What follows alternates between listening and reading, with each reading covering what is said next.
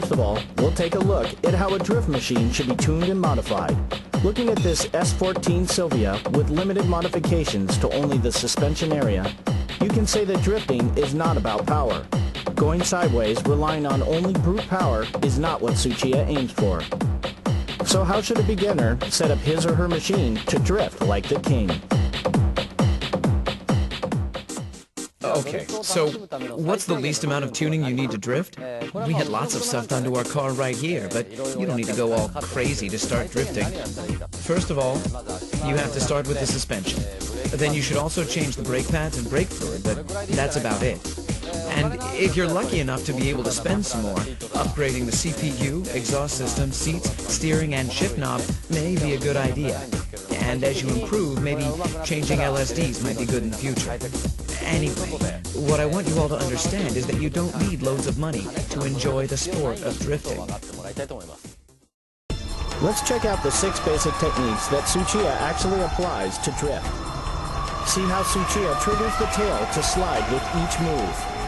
To make it easier to analyze each drifting procedure at low speeds, we'll use the second hairpin at a Bisu circuit going counterclockwise. To begin with, I'll show you what I was doing back in the days, long before anyone recognized me. This should be the entry-level technique for all novice drifters. First of all, I cut the spring shorter on my car, and then you go out and turn your car sideways. There's no difficult weight transition involved here. We'll first use the e-brake to go sideways. Then we'll try what's called the shift lock, and then on to the power drift. That doesn't require much skill. I'll show you these 3 techniques.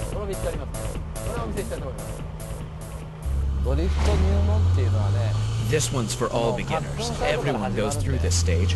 I started off doing this too. This drifting relies all on the e-brake. Straightaway, brake, toe, and e-brake. Right there.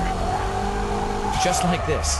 Well, it all starts from something like this. Don't worry about how you exit the corner. Just try to pull the e-brake at the corner entrance and concentrate on making the car go sideways. You brake and then turn the wheel, step on the clutch, and pull the e-brake. Release the e-brake, go into countersteer mode, then wait. Wait until you know that the car is facing the corner exit direction.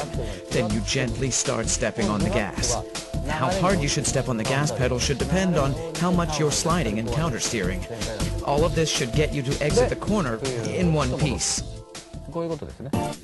One must learn the timing and the rhythm of the Drift King's drifting procedure and actually feel the exact moment the tail slides in order to master the 6 basic drifting techniques. The length of the tail slide depends on the steering angle, plus how long and how strong the e-brake is being pulled. All maneuvers must be done smoothly and timely, and to do that, having the right driving position becomes crucial. This is a must in order to give a car a quick countersteer and respond to the car's slightest movement. Let's check out how Tsuchiya is controlling the gas pedal from the outside. You can see he's controlling the drift without opening the gas all the way. The timing to pull the e-brake is almost synchronized with when the brakes are let off.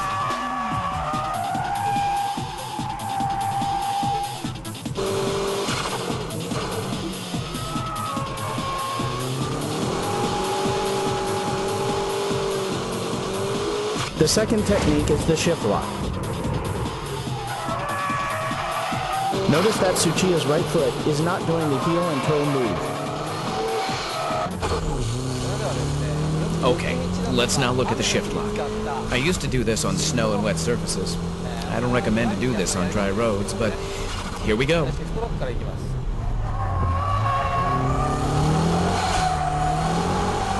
Just like that. Kick the gas all the way in 3rd gear. Brake, steer, then boom. You let the clutch go without using heel and toe. The rear will suddenly lock. Then you slide, counter steer from here. Rest is the same as a side brake drift. The corner entry procedure is the same as the side brake drift. The important point here is when to release the clutch. Tsuchiya lets off the clutch just as he eases off the brake and steers in. His braking only lasts for 2 seconds. It's like brake, brake, gas. The tail slide occurs right as he steers into the corner. This is how the car starts drifting from the corner entrance.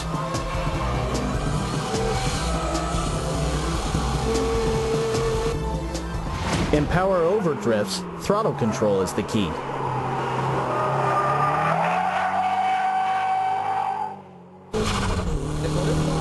I used to do this when I couldn't drift yet.